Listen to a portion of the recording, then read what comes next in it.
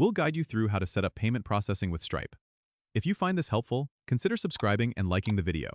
First, go to the Stripe website and log in with your account credentials.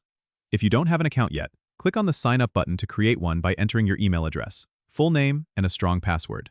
Once you're signed in, you'll land on your Stripe dashboard. Here, you need to start by verifying your email address if you haven't already. Check your inbox for the verification email from Stripe and click the link provided.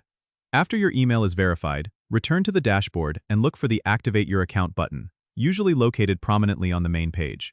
Click it to begin the account activation process.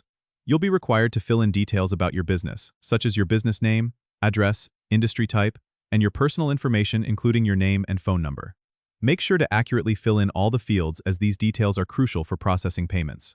Next, you'll need to link your bank account where payments will be deposited. Navigate to the Payouts section and click Add Bank Account.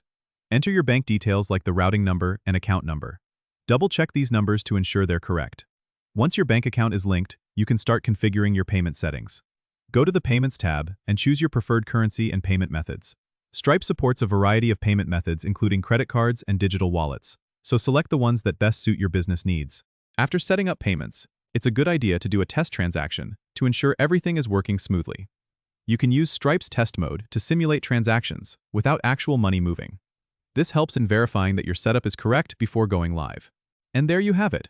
Your Stripe payment processing is now set up and ready to go. Don't forget to subscribe and comment if this helped you out.